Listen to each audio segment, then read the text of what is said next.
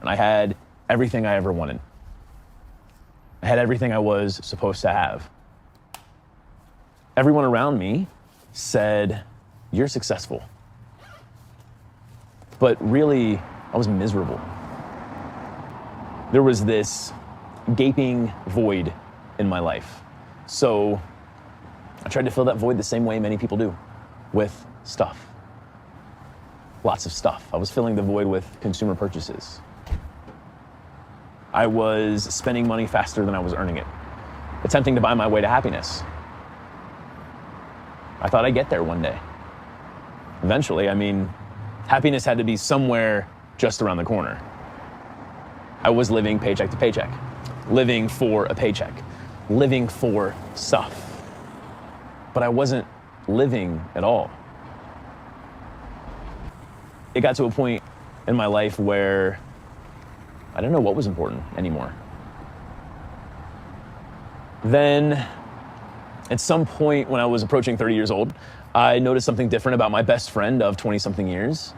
Josh, he seemed happy for the first time in a really long time, like truly happy, ecstatic. But I didn't understand why, because we had both worked at the same corporation. We had both wasted our 20s climbing the corporate ladder together, and he had been just as miserable as me. So I did what any good best friend would do. I took him out to a really nice lunch. I think we went to Subway.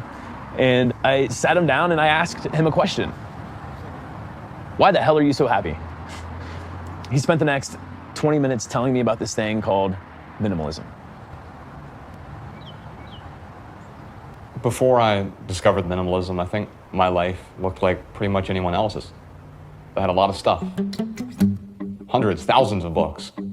DVDs and VHSs, closets full of expensive clothes, all of these things that I brought into my life without questioning. But when I started letting go, I started feeling freer and happier and lighter. And now as a minimalist, every possession serves a purpose or brings me joy.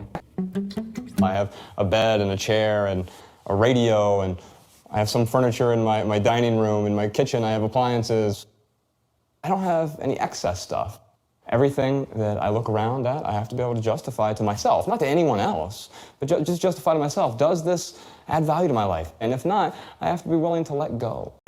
At a time when people in the West are experiencing the best standard of living in history, why is it that at the same time there is such a longing for more? I think of that as a kind of biologically based delusional craving. That auto-craving is a good strategy to keep animals alive, including early human animals, in really harsh conditions. But these days, today, it creates a disconnect. You're like a puppet whose strings are being pulled by Mother Nature and evolution, reaching back tens of millions of years. We still feel restless. We still are always scratching and clawing for more. It's why lottery winners are miserable. It's why homeowners have 3-car garages. The first car creates an exponential, awesome rush of happiness and joy and utility.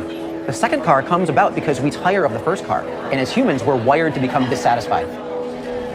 It's an addiction, really.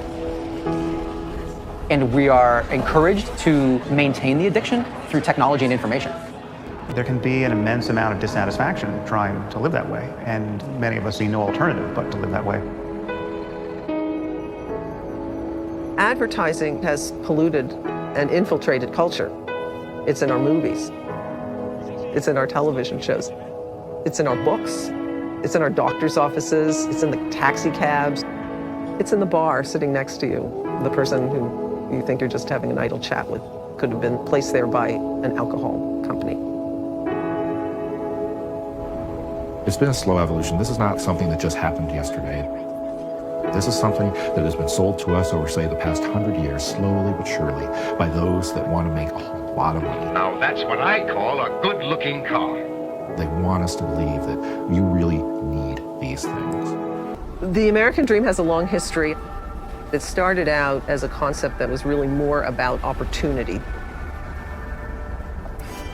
The U.S. is a land of opportunity where somebody could start out at the bottom, work hard, and do well.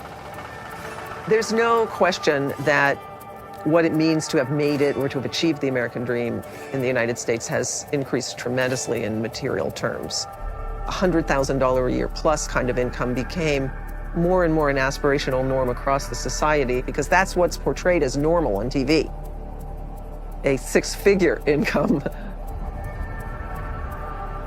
Beginning from about the mid-1990s, Americans went on a buying spree that was probably unprecedented in human history. And a lot of it had to do with the cheapness of products coming mostly from China. Whether we're talking about fashion, electronics, all types of household goods.